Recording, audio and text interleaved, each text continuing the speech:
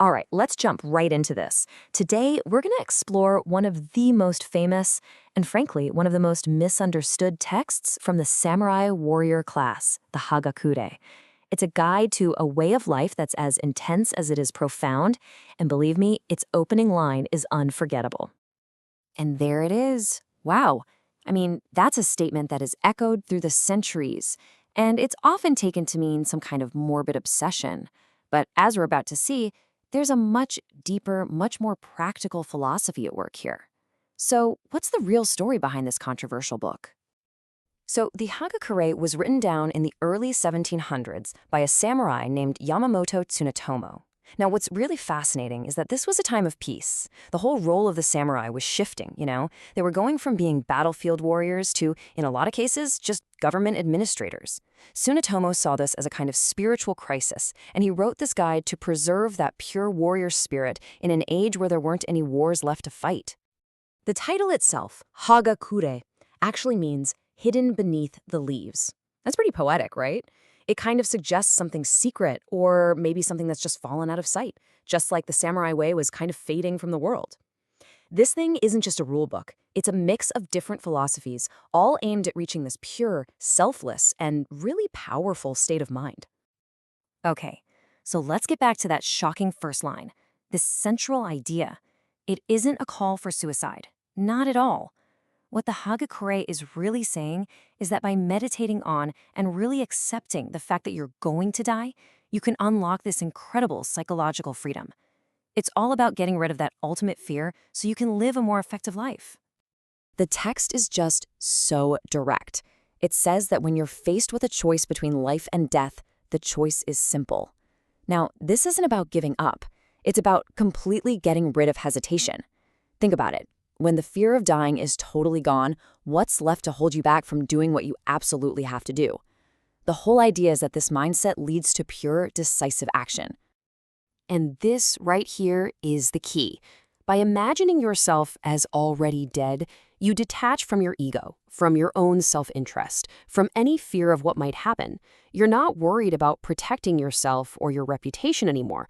All that's left is the task in front of you and the duty you have to perform. It's a really radical form of mental discipline. And this just perfectly shows the paradox, right? By embracing death, you actually get a better life.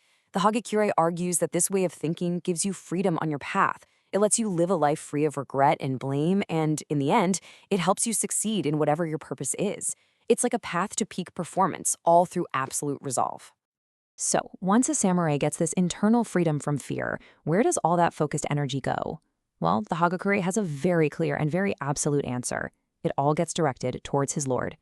This internal state of mind has one single external purpose. So here's the crucial point. The perfect retainer completely gives up their own personal judgment and ambition. They become a pure instrument for their lord's will. Good, evil, right, wrong, all of that is decided by the master. The retainer's only job is to serve with total, unhesitating dedication. Period. The book makes this really stark distinction. The ideal retainer, they're defined by their earnest devotion to their master. But the lowest kind of retainer is the one who's self-reliant, the one who trusts in their own cleverness and talent. To the Hagakure, self-interest, even if it's just using your own skills for what you think is best, is a massive flaw. Now, this whole philosophy isn't just for, life or death moments on a battlefield. The Hagakure applies this mindset of being immediate and decisive to every single part of a warrior's life. It's all about translating that internal state into your everyday actions. This is one of the most famous practical teachings from the entire book. Any decision, big or small, should be made in the time it takes to take 7 calm breaths. And why? Because overthinking, well, it leads to complications, to self-interest, and to cowardice. That first pure impulse is seen as the most correct one. And this quote from Lord Nawashige, who is a really respected leader, just hammers the whole point home. Hesitation is the enemy. Taking too long spoils the outcome. The very nature of a warrior is speed and immediacy. This isn't about being reckless. It's about a trained instinct that comes from a mind that's totally free of doubt. And get this, the level of detail is just incredible. The Hagakure gives advice on everything from carrying powdered rouge to how to properly stifle a yawn. But this isn't about vanity. It's all about a constant, unwavering discipline and awareness. A philosophy that demanded a warrior be perfectly composed and ready, even in the very moment of their death. So, after going through all these intense, almost extreme principles, you have to ask yourself, what does a 300-year-old warrior code have to say to us today? I mean, it seems so totally alien. And yet, the core message has this strange resonance. When you really strip it all down, this is the heart of the Hagakure. It's basically a manual for living with absolute focus. To be so present in the moment that your fear of the future just vanishes. To dedicate yourself so completely to a single purpose that all the other distractions just fade away. It's a pursuit of purity in everything you do.